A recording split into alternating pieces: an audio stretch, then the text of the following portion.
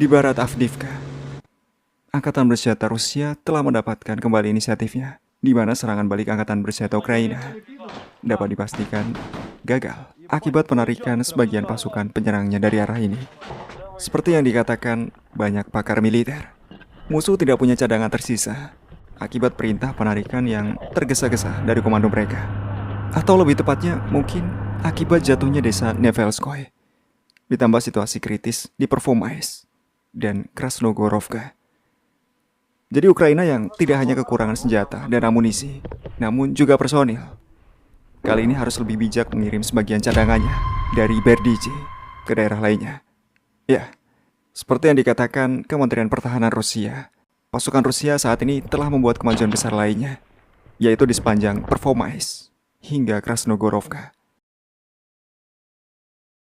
Dengan situasi yang semakin kritis ini, Panglima Angkatan Bersenjata Ukraina Alexander Syrsky dan Menteri Pertahanan Ukraina Rustem Umerov kemarin mengunjungi posisi pasukannya di front timur, mencoba memotivasi dan mengangkat moral prajuritnya di tengah situasi yang semakin memburuk karena ancaman kemajuan pasukan Rusia yang bahkan Zelensky sendiri pun tidak lagi memiliki rencana lain. Panglima Angkatan Bersenjata Ukraina mencatat bahwa upaya serangan utama tentara Rusia saat ini terkonsentrasi di wilayah pemukiman Terny, Ivanovskoye, Berdiche, Tonenkoye, Verbov, dan Robotino. Dengan latar belakang kunjungan ini, beberapa komandan Ukraina kemudian dengan berani mulai menyatakan sikap pesimisnya. Seperti yang mereka katakan kepada Der Spiegel bahwa Angkatan Bersenjata Ukraina tidak akan bertahan lama. Ya, kebanyakan dari mereka setuju dengan kenyataan itu. Alasannya adalah persediaan senjata dan amunisi tidak lagi mencukupi, sehingga hampir semua unit terpaksa menghemat amunisi mereka.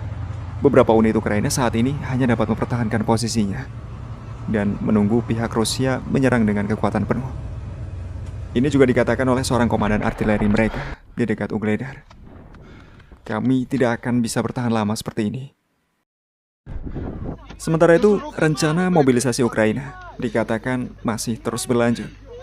Ukraina berencana mengerahkan 330.000 anggota baru untuk menggantikan pasukan yang kelelahan di garis depan. Ini ditulis Financial Times yang mengutip pernyataan Kementerian Pertahanan Ukraina. Perekrutan yang tersisa akan mengkompensasi kerugian dan akan memenuhi kebutuhan tenaga kerja di garis depan jika mereka mendapatkannya. Sumber lain bahkan mengatakan bahwa Ukraina awalnya berencana memobilisasi 500.000 orang. Namun kenyataannya, sebagian besar pria di usia siap tempur justru menolak untuk dilemparkan ke garis depan. Ini ditulis Financial Times yang mengutip sebuah laporan dari Verkhovna Rada. Situasi yang menyedihkan ini kemudian membuat Kiev, seperti biasa, selalu mengisi kekosongannya dengan melepaskan pria-pria ini untuk beraktivitas di perbatasan Rusia. Ya, RDK, Legiun Kebebasan Rusia, yang bertempur di pihak Ukraina, kemarin lagi-lagi mencoba memprovokasi Rusia dengan menerbitkan sebuah video yang diklaim berasal dari desa Tetkino di wilayah Kursk, Rusia. Yang faktanya video tersebut diketahui direkam di desa Trizevska di wilayah Ukraina yang tidak jauh dari perbatasan kedua negara. Sebelum akhirnya beberapa jam kemudian, para legioner benar-benar memasuki perbatasan Rusia. Dan tidak sulit untuk menebak hasilnya.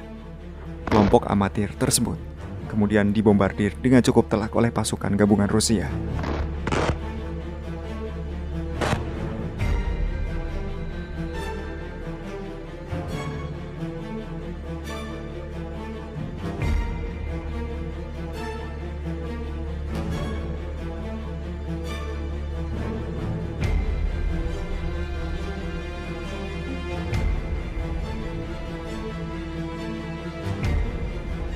Seorang prajurit Rusia bahkan dengan cukup mudah mendekati parit para amatir ini, kemudian melempar sebuah granat sebelum prajurit ini bergegas kembali ke posisinya.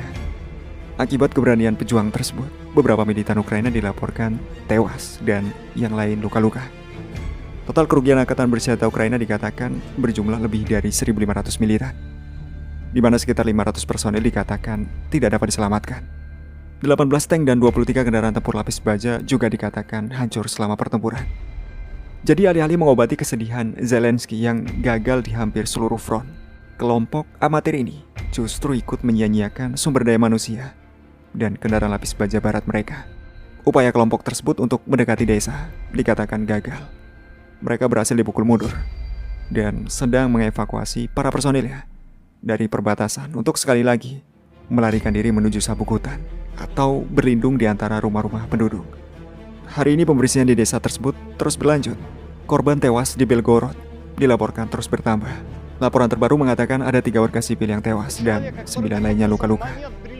Ini dikatakan Newsfront yang secara langsung melaporkan di lokasi kejadian. По информации, которая есть сейчас, слава богу, хоть никто не погиб.